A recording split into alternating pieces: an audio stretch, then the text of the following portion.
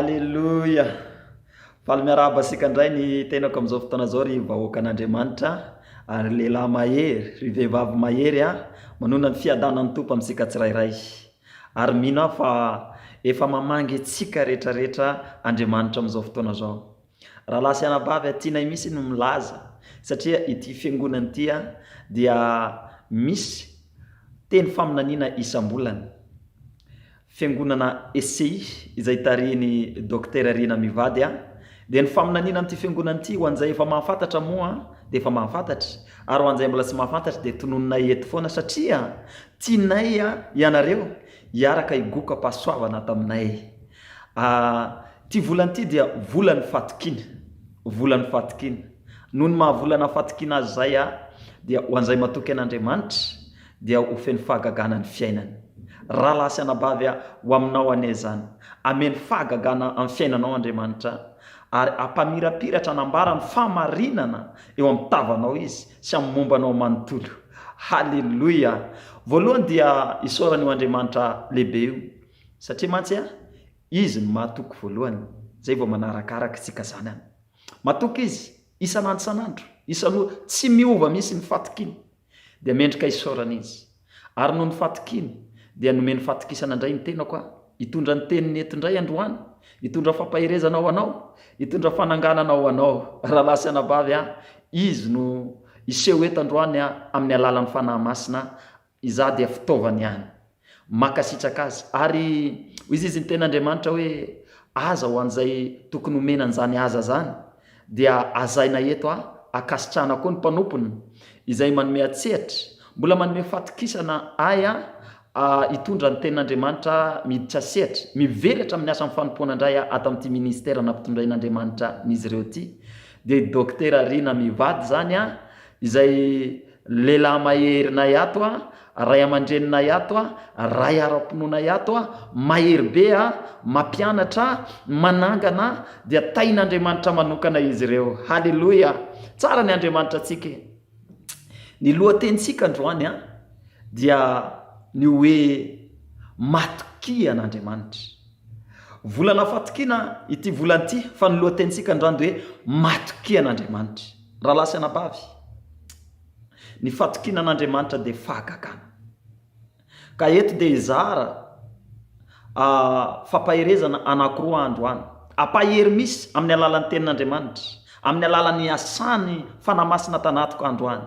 Ny anankiray dia ilay olona natsoin'Andriamanitra hiasa ho anazy. Za sy anao masina natsoin'Andriamanitra. Misy irahan'Andriamanitra hitory ny filazantsarany, misy ampiasain'Andriamanitra ao amin'ny fanjakana amin'ny fomba mahagaga izay tonjo fisedrana amin'izao fotoana zao, tonjo olana, mety hoe tonjo afo mihitsy ampahery anao androany rahalahy sy anabavy. Dia faharoa manaraka an'izany ampahery olona anankiray izay olona feno fatokiana an'Andriamanitra fa tsy mihemitra mihitsy izy, tsy miova mihitsy izy, fa indraindray misy fakapanahy maro. Mety hoe nienjery izy, mety nisy fahalavona, misy fahalemena.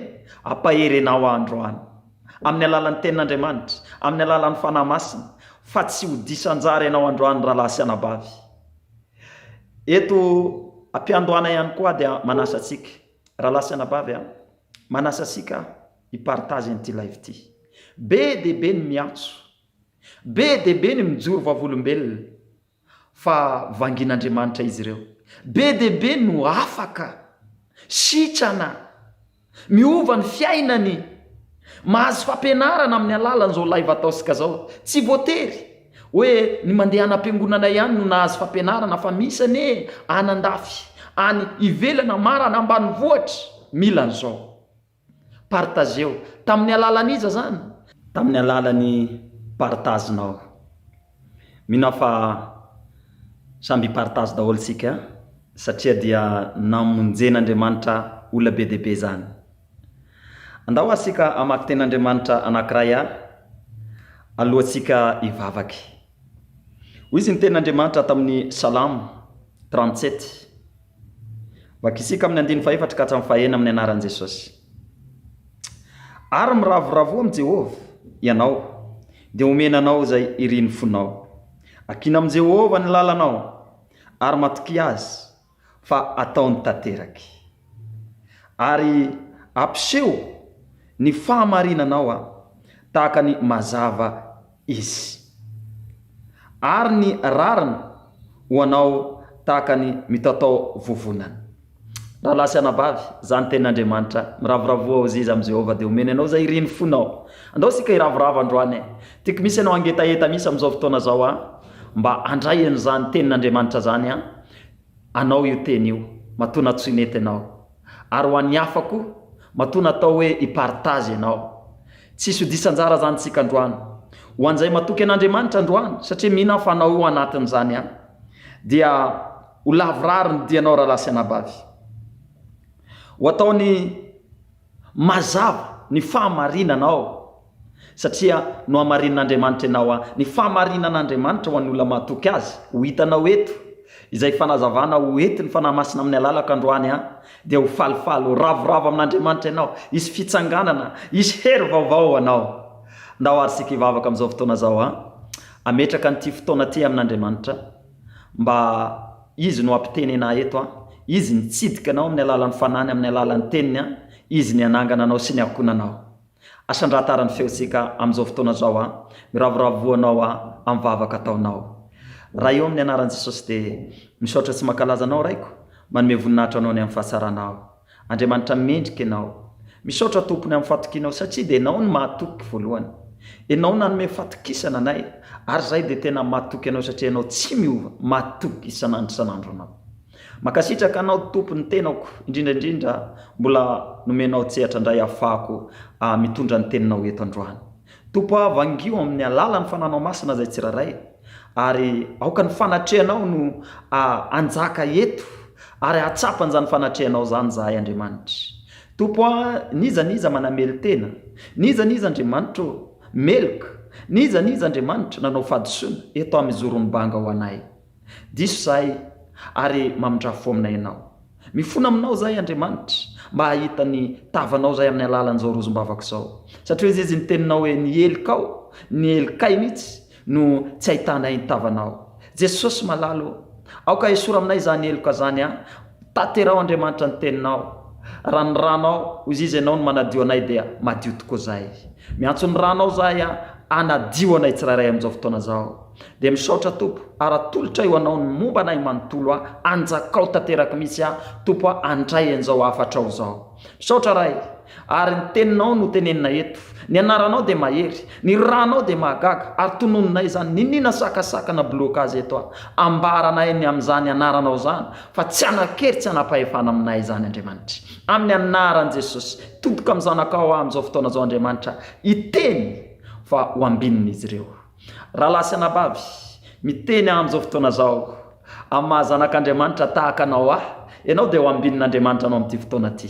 Tahian'Andriamanitra, ho vangin'Andriamanitra ianao manompo an'Andriamanitra, ianao manao ny asan'Andriamanitra, ianao matoky an'Andriamanitra, dia isy varavarana isokatra anao androany, fananganana vaovao anao androany amin'ny anaran'i Jesosy Kristy. Alleluia, amen, amen. Ndao ara isika raha lasy anabavy iaraka andia am'izao fotoana zao akalaza an'Andriamanitra amin'ny alalan'ity hira anankiray ity dia itoy ny fotoana, ary tapitra zay hira zay dia hiditra amin'ny fampaherezana voalohantsika. Andao ary.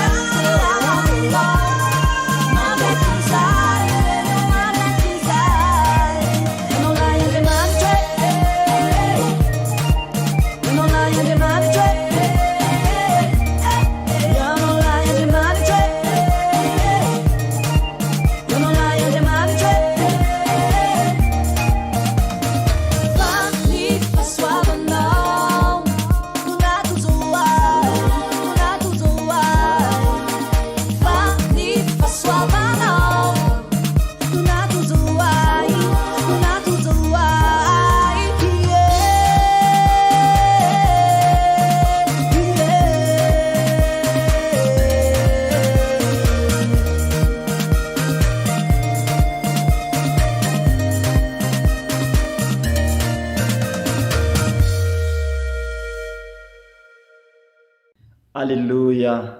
Mina fa samby niaraka nandihy daholo sika tandroany niaraka nideran'Andriamanitra.